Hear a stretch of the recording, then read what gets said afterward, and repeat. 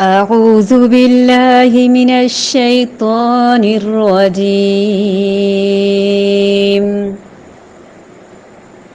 أم كنتم شهداء إذ حضر وسط الحلق سے ادا ہوگا، ضاد اور را اپنے مخرج سے ادا ہوں گے لیکن پر ادا ہوں گے، موٹے ہیں یہ دونوں. را مشروط حروف میں سے اور اس کی شرط موٹے ہونے کی پوری ہو رہی ہے زبر کی وجہ سے. حضر یعقوب الموت اذ قال لبنیہ ما تعبدون من بعدی. الگ الگ پڑھا تو نون پڑھا، لیکن ملا کے پڑھا تو نون کی آواز میم میں بدل گئی. اس کو اقلاب کہتے ہیں. اقلاب قلب سے ہے، قلب الٹ پلٹ ہونے کو کہتے ہیں. یعنی نون کی آواز میم میں بدل جائے گی جب اس کے بعد حرف با آئے گا. تو نون ساکن یا تنوین کے بعد حرف با آ جائے تو وہاں نون کی آواز میم میں بدل جاتی ہے. من بعدی قالوا نعبد الہک و الہ آبائک ابراہیم و اسماعیل و اسحاق الہا واحدا الہا واحدا. یہاں پہ ادغام مع الغنہ ہو رہا ہے. تنوین واو کے ساتھ، واو مشدد ہے اور یرملون کے حروف میں سے ہے. جب ملے گا تو ادغام ہوگا اور غنے کے ساتھ ہوگا، آواز ناک میں جائے گی اور غنغنی ادا ہوگی. الہا واحدا ونحن، آگے پھر ادغامی ہوا اور غنے کے ساتھ ہوا. وَنَحْنُ لَهُ مُسْلِمُونَ. اسی آیت کو اب ہم رواں پڑھیں گے، پھر اسی آیت کو ہم سمجھیں گے لفظ لفظ کر کے، حرف حرف کر کے. ام کنتم شہداء اذ حضر یعقوب الموت. شہداء یہاں پہ مد متصل ہو رہی ہے، یعنی بڑی مد ہو رہی ہے. یہ کب ہوتی ہے؟ جب مد اصلی اور حرف مدہ، یعنی مد اور سبب مد دونوں ایک ہی کلمے میں، ایک ہی لفظ میں آ جائیں تو سائز کا، مد کا جو لکھنے کا سٹائل ہے وہ بھی بڑا سائز ہوتا ہے، موٹی ہوتی ہے قدرے، اور اس کو لمبا کھینچتے ہیں کیونکہ یہ دونوں ایک ہی کلمے میں آئے ہیں، متصل ہیں، جڑے ہوئے ہیں. ام کنتم شہداء اذ حضر یعقوب الموت اذ قال لبنیہ ما تعبدون من بعدی قالوا نعبد الہک وَإِلَٰهَ آبَائِكَ قَالُوا نَعْبُدُ إِلَٰهَكَ وَإِلَٰهَ آبَائِكَ إِبْرَاهِيمَ وَإِسْمَاعِيلَ وَإِسْحَاقَ إِلَٰهًا وَاحِدًا وَنَحْنُ لَهُ مُسْلِمُونَ. جب ہم ایسے لفظ لفظ حرف حرف کر کے اور رواں پڑھتے ہیں، بہت سارے الفاظ کے میننگز آپ کو انڈرسٹوڈ ہے کہ آ جاتے ہوں گے، کیونکہ ماشاءاللہ اب آپ 133 آیت پر ہیں اور ریپیٹڈلی الفاظ استعمال ہوتے ہیں. قرآن کی یہی حسن اور خوبصورتی ہے کہ ہمیں وہ الفاظ ازبر ہو جاتے ہیں، اچھی طرح سے یاد ہو جاتے ہیں. ام کیا، یا، کن ہو، تم. کن جو ہے وہ فعل ماضی، حال اور مستقبل تینوں میں استعمال ہوتا ہے. تھے، ہو یا ہوگے.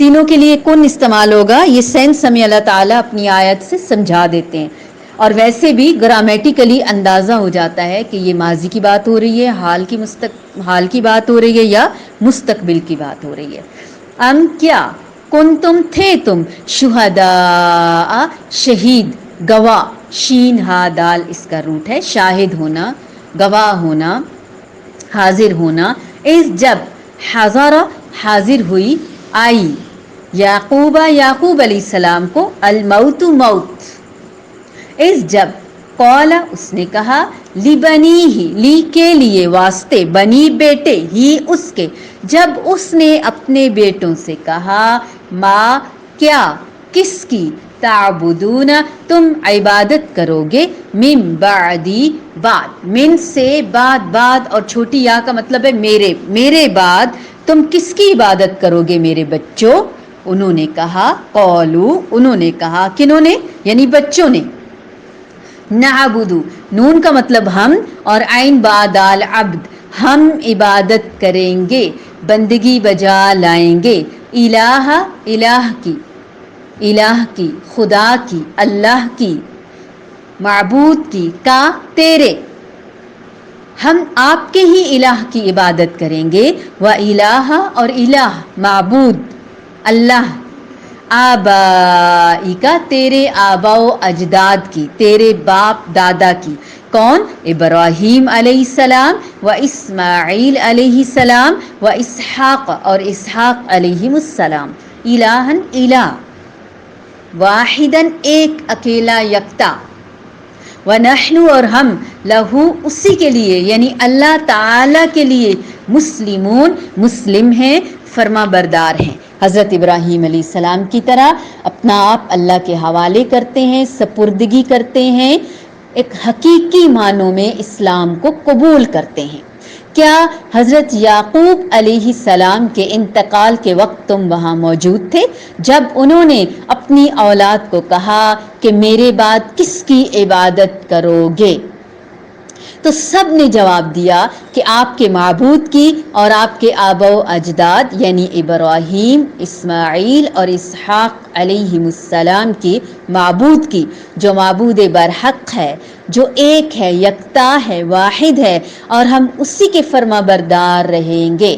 توحید کا درس بھی ہے یہاں، اور کس قدر کنسرن ہے والد کا اپنی اولاد کے بارے میں، ماں باپ کو اپنی اولاد کی جہاں کھانے پینے کی فکر ہوتی ہے، رہائش کی فکر ہوتی ہے، کپڑوں کی فکر ہوتی ہے، وہاں اس سے بھی پہلے ان کے دین کی فکر ہونی چاہیے۔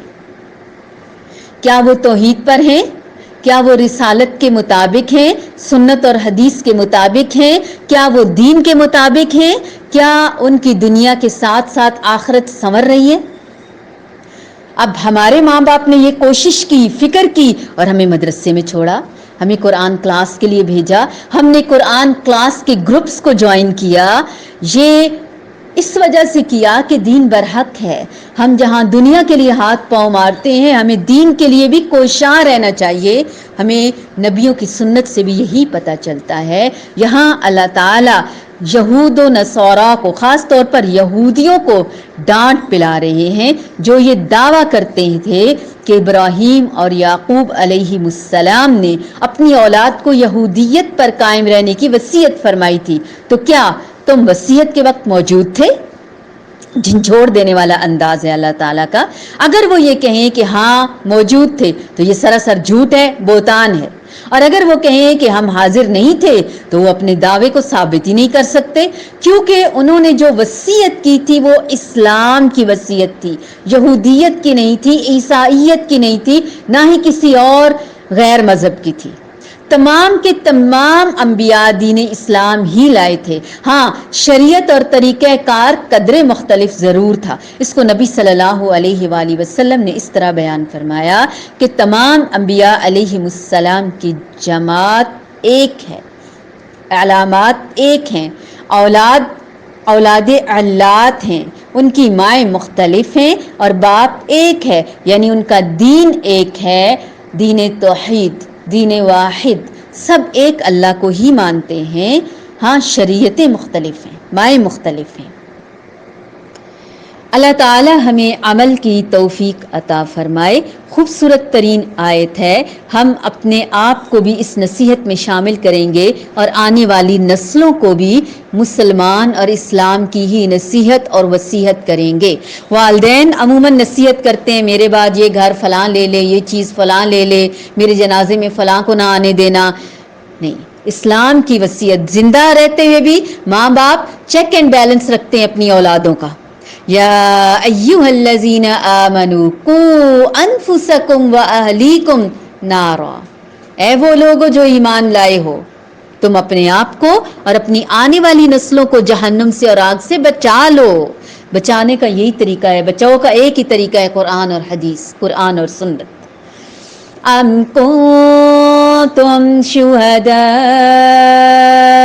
اذ حضر یعقوب الموت اذ قال لبنیہ ما تعبدون من بعدی قالوا نعبد إلهك وإله آبائك إبراهيم وإسماعيل وإسحاق إلها واحدا ونحن له مسلمون۔